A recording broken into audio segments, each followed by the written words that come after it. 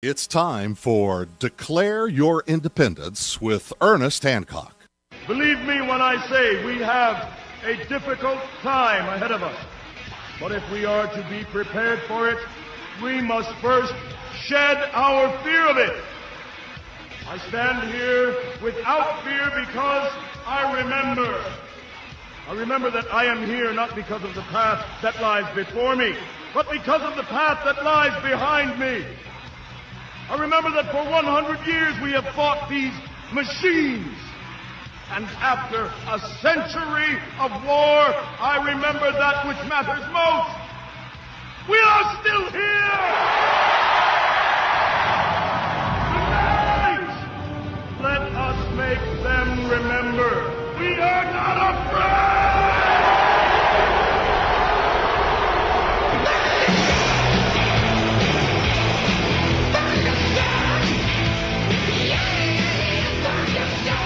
Fear, no fear, no fear here on Declare Your Independence with me, Ernest Hancock. I'm feeling a little better.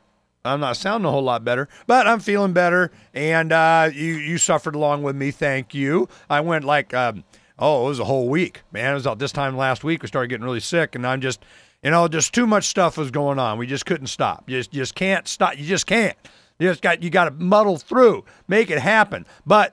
Next time I'm making sure I'm taking my vitamin C and all the other stuff, whether it's packed or not. I'm going to the health food store again, you know what I mean? Because, damn, this is whipping my butt. I just got a call today. Tomorrow we had scheduled Alan Corwin. We're going to talk about some of the gun laws and so on that are popping up here. And he and I have been doing some media and such on things. And we're going to, he called me this morning. He said, I don't know, Ernie. I think I got what you got, man. I might not be able to make it tomorrow. So we'll know tomorrow morning, but we'll make sure he gets scheduled. If we can't do it tomorrow, we'll do it soon. The other things going on, I did a radio show out of Texas talking about a lot of stuff, and the nullification conference is coming up this Saturday, and you'll see it advertised on Freedom's Phoenix. And I'm supportive of anybody doing anything. I mean, you go. And you have Gary Johnson, former governor of New Mexico, is speaking. You have Thomas Woods. Going to be talking Charles Goyette, a lot of my favorite people, but it's once more into the breach. It's just we're going to assert our 10th Amendment rights as a state government. We claim that who represents us is the state government. They're my leader. They're my ruler. They're going to tell the federal government that they can't rule me because I already got a ruler. You see my point? I'm just like, okay. So I'll support anybody, who's out doing anything. We trade it out. We'll get a table there. They got us listed as a sponsor, and I didn't know that until I went and checked it today, and I go, yeah, well, okay. Well, we'll get a table, and we'll promote wallet voting there and Freedom's Phoenix and a lot of stuff, and we'll make up a bunch of DVDs just like we do the tea parties and so on. We'll make sure they get a big, giant dose of us. Okay, cool. We'll work it out. And and John Bush and Jason, they're coming into town. They'll be going to this thing. They'll be visiting with us Friday. So yeah, we'll take advantage of it. We'll have a good time, and we'll get to meet a lot of people and free some minds. There'll be at least 500,000 people there. So we'll do it up. But I'm telling you. I get asked about this, and with this nullification thing, got some of the big names, man. I'm going. I'm past that. What am I doing? What am I doing? I'm saying, we're not going to be ruled by Washington, D.C. because I already have a ruler down at the state capitol. They're going to they're my king. You see what I mean? I'm just going, really? Is that what you're advocating that I advocate? I choose not.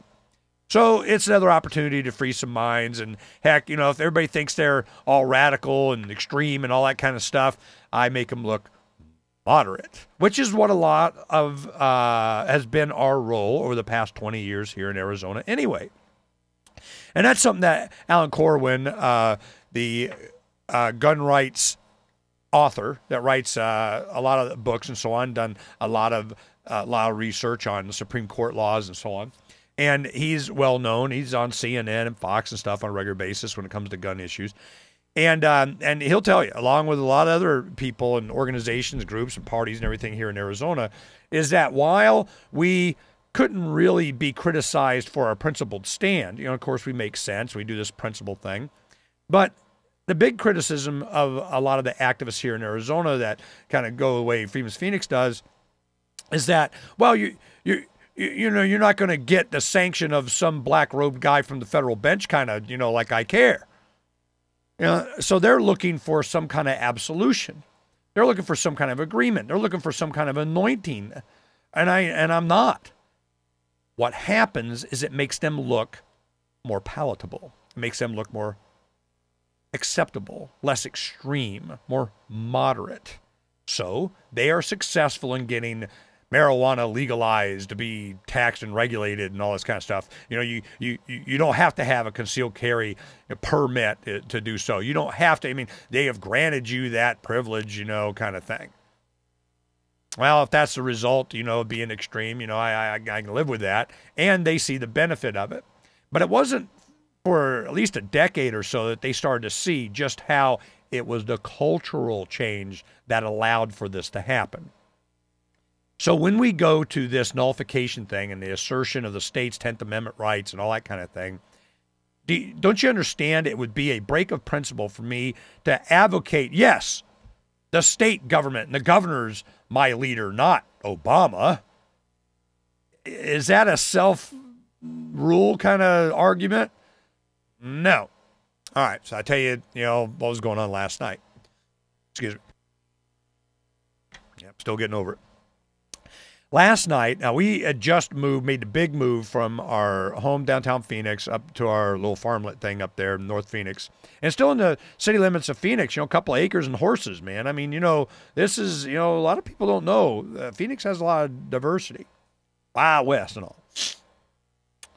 What happened is we moved up there and we're still unpacking everything. And just today was when we have them putting in the internet. All right, we're getting our phone, we're getting a TV and the internet and all that kind of stuff, and get, Uber speed, this, that, and everything. And today's the day they're up there doing it now. So I don't have television. Well, last night was the State of the Union. I mean, talk shows, man. You got to go watch State of the Union. Well, when Charles Goyette and I was producing for him, or, I'm doing my show and he's doing his, or we're doing it together, both of us, we were like, we got to do this. I mean, it's just which one, we rock, paper, scissors, which one of us was going to, watch it and make notations of what and kind of go over it late. Seriously, we just, it's the pain. Regardless of who gives it, you're being lied to. And if you know what's really going on and you just sit there and watch it, it's just like, wow, is this legal? They had the President of the United States sit there and just lie to you?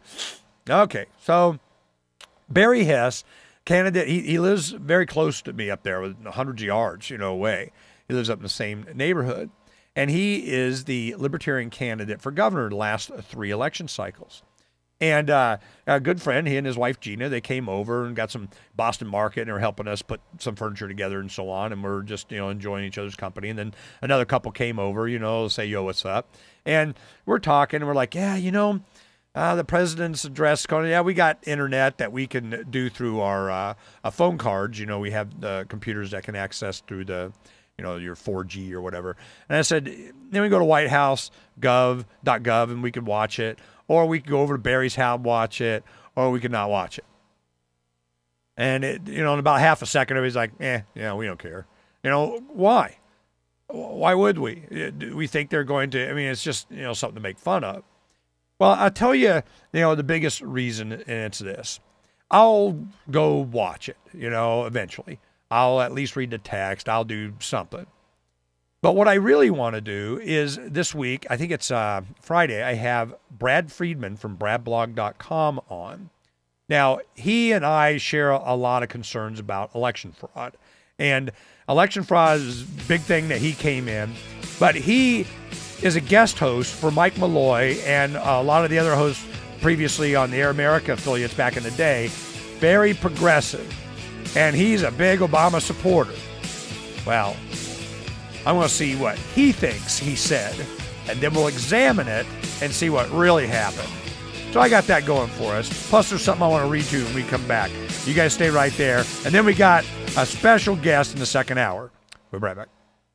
Uncovering the secrets and exposing the lies. That's what readers of freedomsphoenix.com get every day. Readers of freedomsphoenix.com are constantly provided the information that detail the real news between the lines of propaganda about government policies and the true relationship we all have with coercive governments. Learn the true condition of our economy, innovations and technological breakthroughs in energy, health, computer science, and space travel. Learn the truth well before it's admitted to in the lamestream media, the media that is so last century. Corporate media has evolved into nothing more than distributors of government propaganda, but we now have a fantastic alternative. FreedomsPhoenix.com provides constant news updates on the issues that affect our lives in the most important ways. Our liberty and our property are under constant attack, and FreedomsPhoenix.com provides the understanding behind the propaganda while encouraging the participation of our readers. Join us at FreedomsPhoenix.com. That's freedoms with an S, Phoenix.com. FreedomsPhoenix.com, where the revolution between the ears has already matured.